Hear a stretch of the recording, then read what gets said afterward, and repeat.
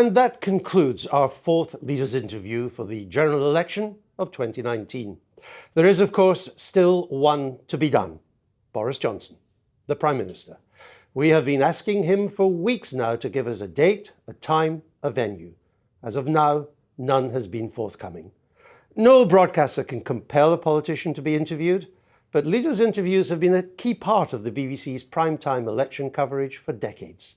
We do them on your behalf to scrutinise and hold to account those who would govern us. That is democracy.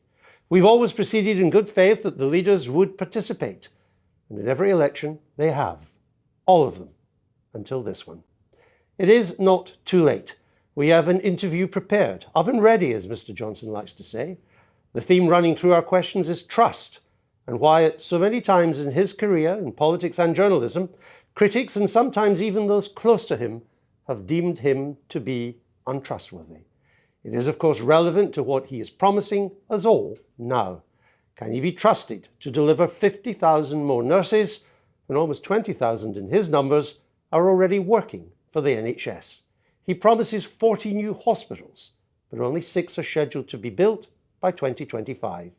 Can he be believed when he claims another 34 will be built in the 5 years after that?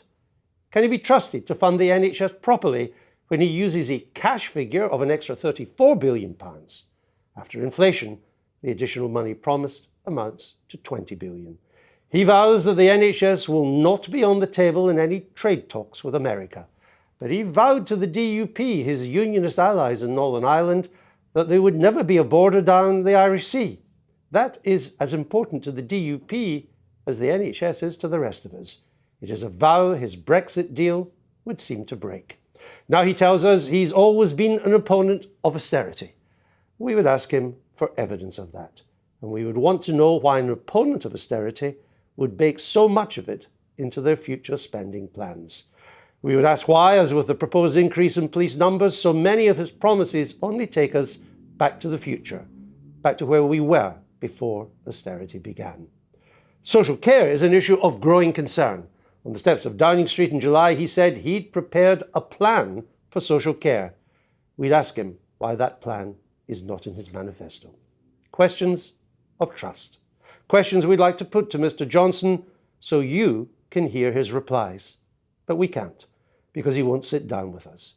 There is no law, no Supreme Court ruling that can force Mr. Johnson to participate in a BBC leader's interview. But the Prime Minister of our nation will, at times, have to stand up to President Trump, President Putin, President Xi of China. So it was surely not expecting too much that he spent half an hour standing up to me. Good night.